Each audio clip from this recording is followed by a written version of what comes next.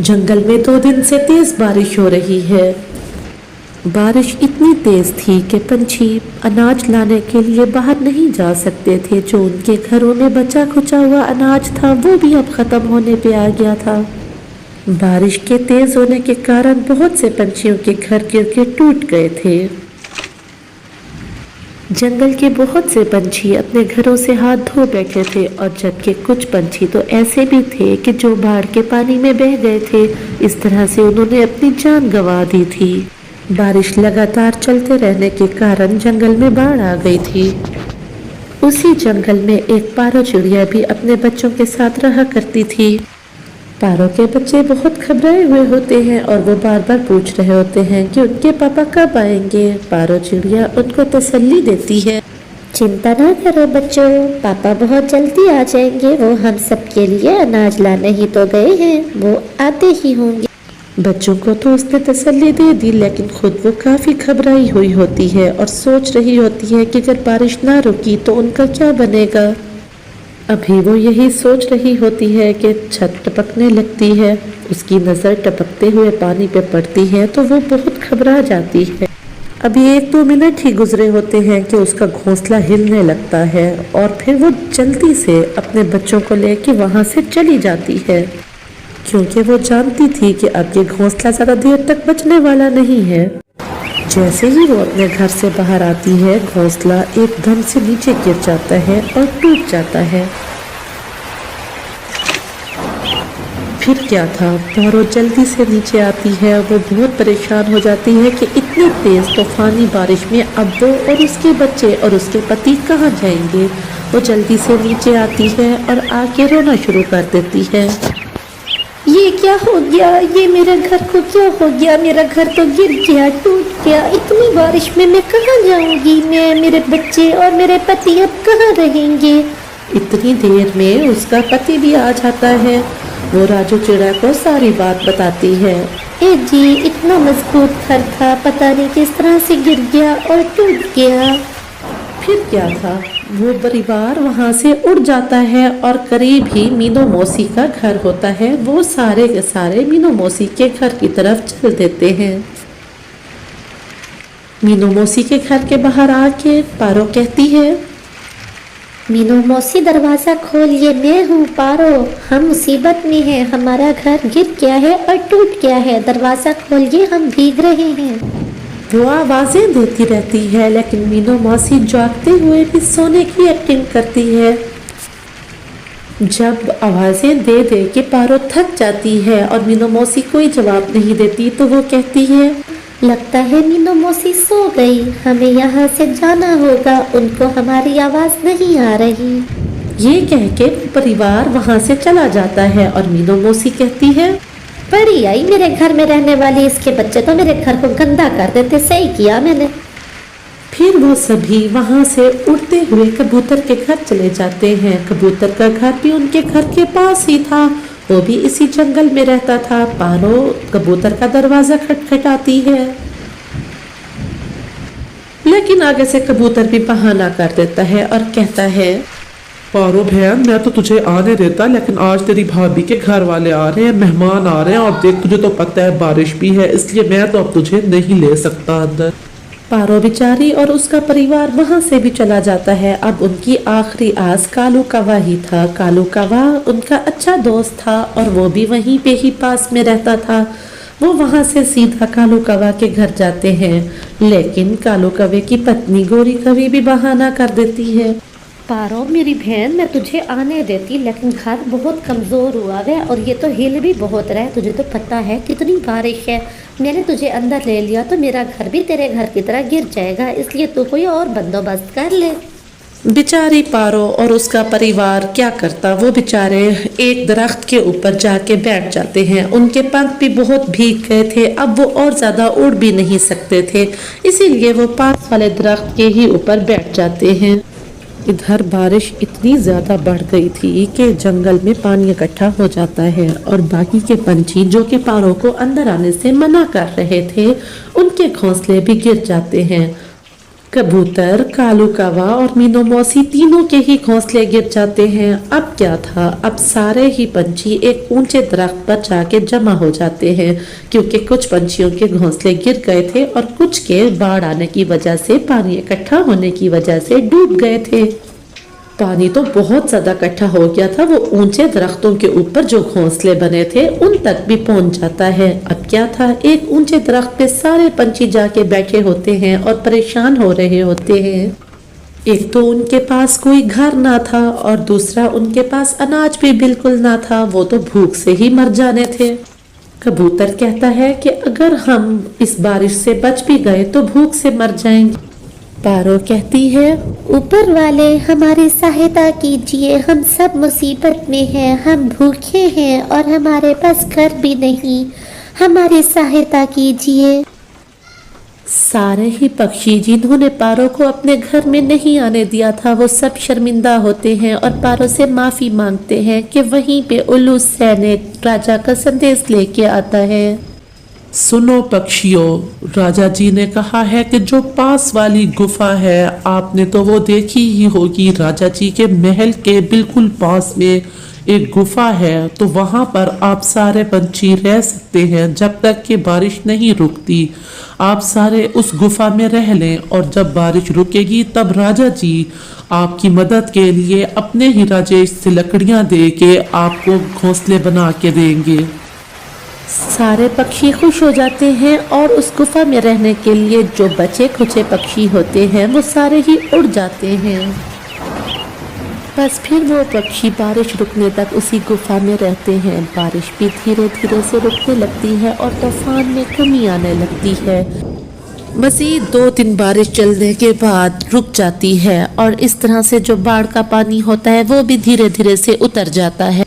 राजा जी पंछियों की मदद करने के लिए अपने राज्य से लकड़ियां देते हैं और अपने सैनिकों की मदद से उनके लिए घर भी बनवा देते हैं। इस तरह से जंगल में फिर से खुशहाली आ जाती है। Bye bye. किसी जंगल में कौवों का एक परिवार रहा करता था, गोरी कौवी, कालू कौवा और कालू कौवा की माँ सोनी कौवी। गोरी कौवी अपनी सास सोनी कौवी को बिल्कुल भी पसंद नहीं करती थी। अरे बहू, ये भोजन तो बहुत सख्त है, मुझसे नहीं खाया जाता, एक कप चाय बना दो।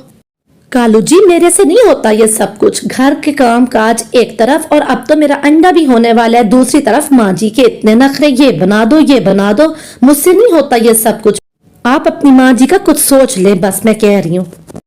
अरे माँ जी, इस तरह से तो फिर नहीं चल सकता ना। अब जो चीज घर में बनी हुई होती है आप भी वही खा लिया करें। जाहिर है गोरी घर का काम करे या आपके स्पेशल खाने बनाए। इस तरह से तो मेरे लिए बहुत मुश्किल हो जाएगी। मैं भोजन लाने जाऊं या आप दोनों के झगड़े समेटूं?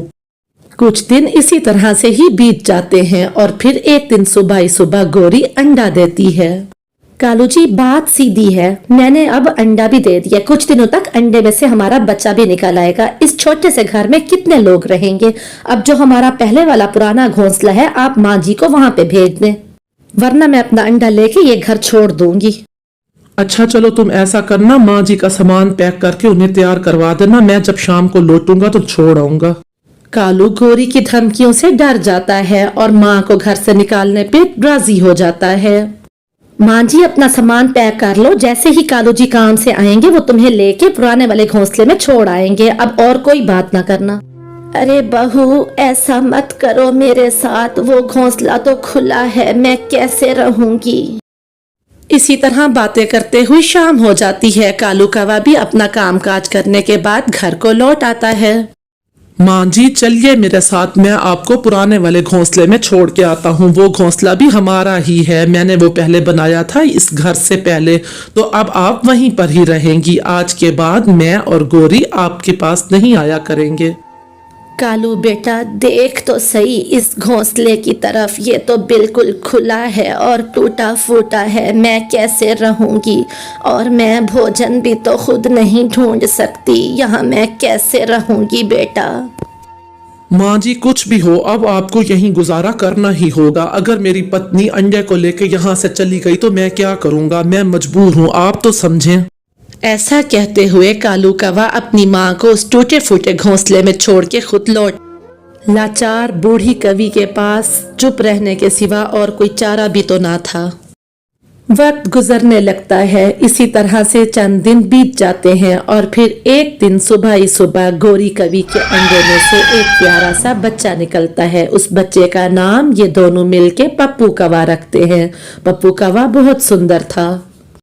अरे गोरी बहन, आपने तो चांद का टुकड़ा पैदा किया है, बहुत ही प्यारा है, बहुत बहुत बधाई हो। लेकिन गोरी और कालू भैया, आपने माँ जी के साथ बिल्कुल अच्छा नहीं किया, उन्हें घर से ना निकालते। बस चिड़िया बस, मैं माँ जी के बारे में एक भी शब्द और नहीं सुनना चाहती। बस अगर तुम्हें इतनी ही हमदर्दी हो रही है उनसे तो तुम खुद क्यों नहीं रख लेती उनको अपने पास? तुम ही रख लो अगर ऐसी बात है तो। हाँ चिड़िया बहन, अब आप गोरी के आगे बार बार माँ जी का नाम ना लो। आज हमारा खुशी का दिन है और मैं नहीं चाहता कि हमारी खुशी किसी भी वजह से खराब हो। इस तरह की तलख बातें सुनने के बाद पारो चिड़िया बहुत निराश होती है और उड़ती हुई उनके घर से आ जाती है। वो सोच लेती है कि यहाँ से सीधा उड़ती हुई वो माँ जी के पास ही जाएगी। बस वो ऐसा ही करती है, वो वहां से उड़ती हुई माँ जी के घोंसले की तरफ जाती है। माँ जी, कालू कवा और गोरी कवि ने बिल्कुल भी आपके साथ अच्छा नहीं किया, उन्हें आपके साथ ऐसा नहीं करना चाहिए था। आप मेरी माँ जी की बहुत अच्छी सहेली थी, मैं आपको रोज भोजन दे के गया करूँगी। बहुत बहुत धन्यवाद बेटी, मैं इस उम्र में कहाँ उड़ पाऊंगी इतना के भोजन ढूंढ सकूं। अगर ऐसा करो तो बहुत अच्छा होगा। पारो चिड़िया बहुत दुखी थी। वो सोचती है कि एक बेटा अपनी माँ के साथ ऐसा कैसे कर सकता है, लेकिन वो कर भी क्या सकती थी। उड़ती हुई घर को आ जाती है। जंगल में बादलों का बसेरा होने लगता है। चंद दिन के अंदर ही जंगल में जोरदार बारिश शुरू हो जाती है। बारिश से जंगल में खुशहाली आती है, सारे ही पक्षी बहुत खुश होते हैं। अरे वाह, मौसम कितना सुहाना हो गया है, बारिश ने तो दिल ही खुश कर दिया, अब तो बहुत मजा आएगा। और सबसे खुशी की बात तो ये है कि हमारे पप्पू की ये पहली बारिश है। लेकिन जंगल में कोई और भी था जिसके लिए बहुत मुश्किल हो गई थी इस बारिश में। कालू की माँ बहुत दुखी थी और वो बारिश में भीग के बहुत बीमार हो रही थी। अरे बारिश तो रुकने का नाम ही नहीं ले रही और मेरी बूढ़ी हड्डियाँ इतनी बारिश नहीं सह सकती। कालू के घर जाती हूँ। ऐसा कहते हुए कालू की माँ कालू के घर की तरफ उड़ जाती है। उसे क्या मालूम था कि उसका बेटा इतना संगदिल भी हो सकता है। वो उड़ती हुई कालू कौवे के घर चली जाती है।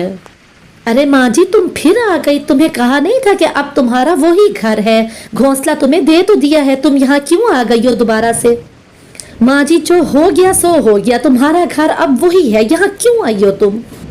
माँ जी, आप मेरे घर का माहौल खराब करने पे क्यों तुली हुई हैं? जब आपको कह दिया था कि अब से आपका घर वही घोंसला है तो फिर आप यहाँ पर क्यों लौट आई हैं? मैं फिर से अपने घर में लड़ाई नहीं देख सकता।